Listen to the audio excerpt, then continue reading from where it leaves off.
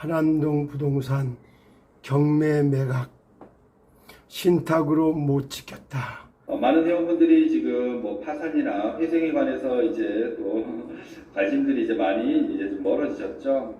여러분들 그래도 끝까지 선수금을 찾거나 회복하셔야 되기 때문에 파산이나 회생에 관해서도 여러분들 관심을 두셔야 합니다. 하남 부동산 땅이 그 경매를 통해서 진행이 되었다라고 합니다. 395억짜리가 171억에 경매가 낙찰이 되었다라고 하고요. 이 하남부동산 땅 경매에 낙찰된 금액은 우리 이 변호사님이 말씀하신 신탁에 들어가 있는 그 자산이잖아요. 근데 그 변호사님이 말씀하셨을 때는 이거는 경매를 할 수가 없다, 처분을 할 수가 없다, 신탁만이 이 변호사만이 이거 관리할 수 있다라고 이야기를 하셨는데 결국 압류를 하고 있던 모 업체에서 경매를 진행을 했고요. 이게 경매가 진행되어서 낙찰이 이루어졌습니다. 회원들의 자산이 저가로 팔려나가는 것에 대해서 너무나도 가슴이 아프고요. 이게 기존의 변호사님이 말씀하셨듯이 신탁 자산으로 이게 판매된 금액, 경매로 낙찰된 금액이 가야 되잖아요. 근데 신탁 통장으로 가는 게 아니고 우리 파산 관제인에게 이 매각 대금이 전달이 되어서 모든 휴스템코리아 자산이 매각이 된 이후에 여러분들께 지금 뭐 채권 신고 하셨잖아요. 그분들에게 공평하게 나눠 드린다라고 하니까 기존에 알고 있던 신탁이 모든 것을 다 해결할 수 있다라고 했던 그 이야기는 조금 사실과 다른 것 같습니다.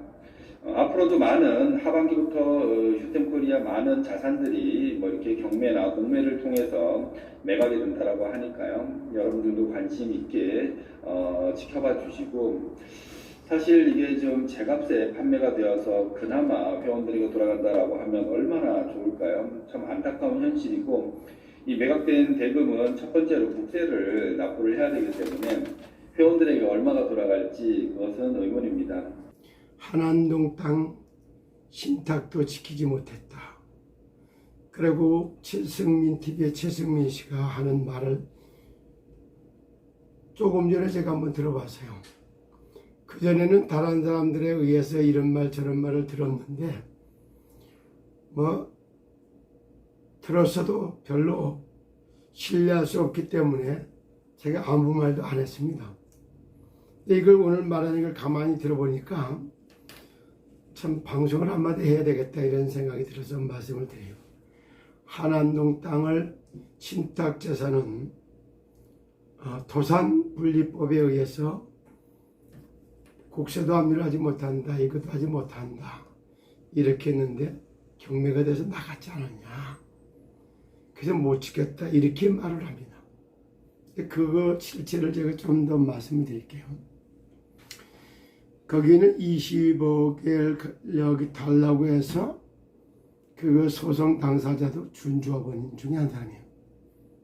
그 사람들이 했기 때문에 그 소송 달라고 하는 것 자체가 잘못된 건 아니에요. 그래서 지키는 방법에 대해서도 여러 가지 각도를 했던 겁니다. 실체를 말씀드리는 거예요. 제가 알기엔 398억에 시작됐어요.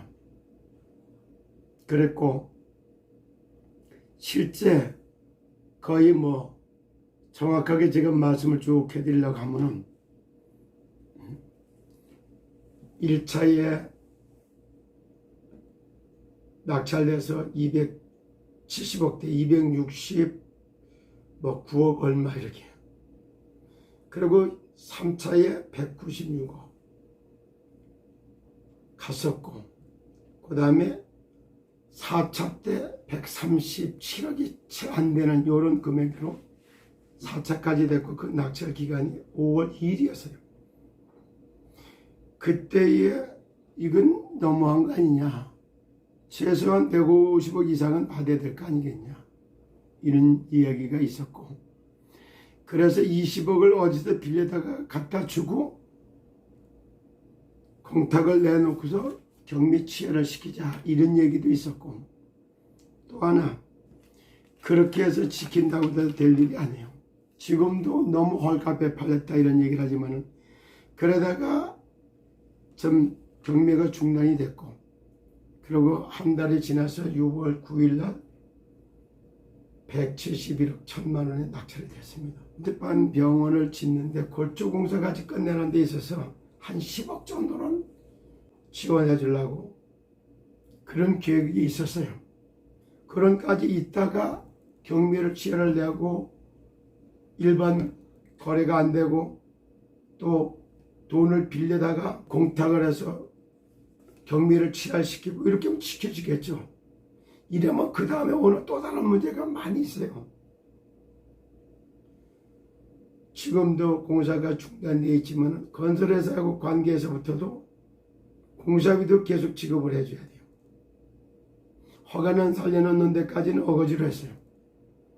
그렇게 했는데 이런 게 전반적인 또 다른 문제들이 많이 발생되는 거예요. 그럼 못 지킨 것이 아니라는 걸 제가 이렇게 답변을 드리는 거예요. 두 번째, 그것이 파산관제인단 들어가 돈이 넘어갔고 파산관제인이 그걸 채권 신고한 사람들에게 나눠주겠다 이렇게 말을 해요. 그러면서 말 이런 식으로 신탁자산들이 또 경매, 2차 경매, 3차 경매, 4차 경매가 계속 진행될 거다. 이렇게 찾아오면은 하반기엔 여러 가지 그렇게 찾아올 거다. 그때는 나눠줄 건데 또 뭐라고 말하는 거 봐요. 국세를 먼저 내야 되기 때문에 나눠줄 돈이 있을지 모른다. 이렇게 말해요. 그러면 파산관제인이 국세를 내야 될 게 얼마라겠어요? 1200억. 그리고 채권을 찾아올 수 있는 건 얼마? 800억. 그래서 그걸 다 파산해갖고 나눠주는데도 돈이 400억이 모자란다고 했어요. 그렇게 말했던 파산관제인의 얘기를 빗대서 보면은 저기 파산관제인에 간 것이 준조합원들에게 돈으로 나눠줄 돈이 1원이라도 되나요?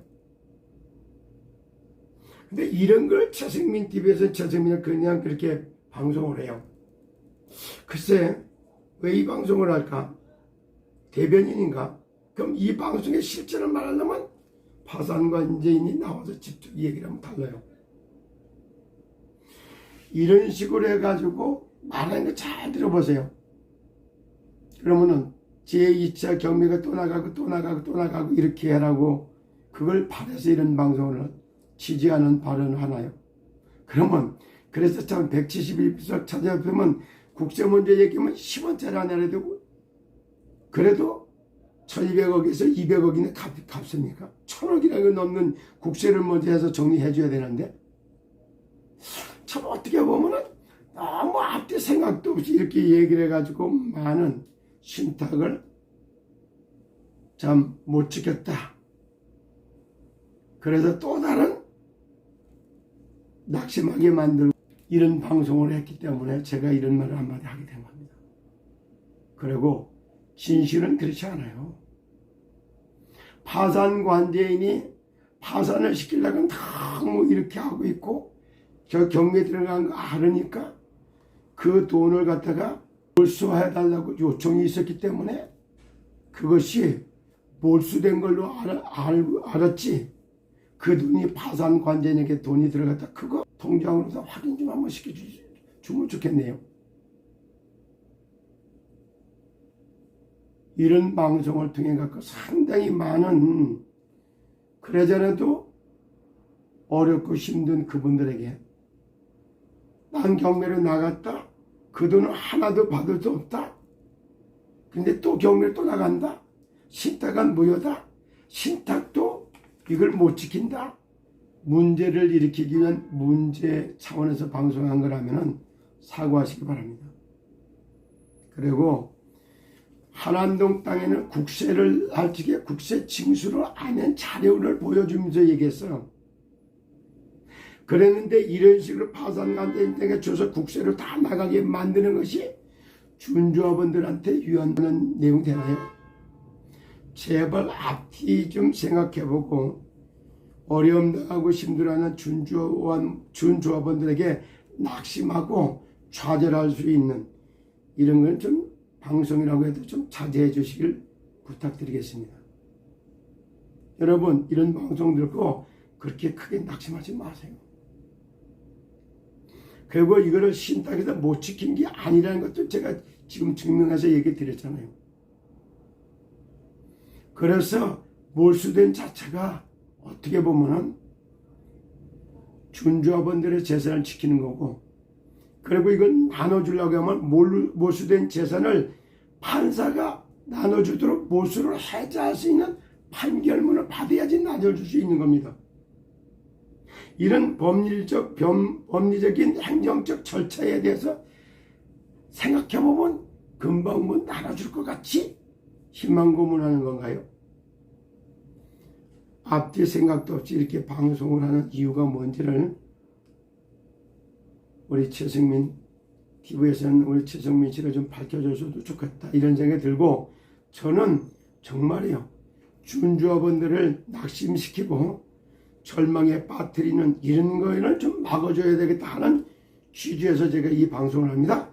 그러니까 이것 때문에 낙심하고 절망하지 마시기를 주 예수 그리스도 이름으로 축복합니다. 감사합니다.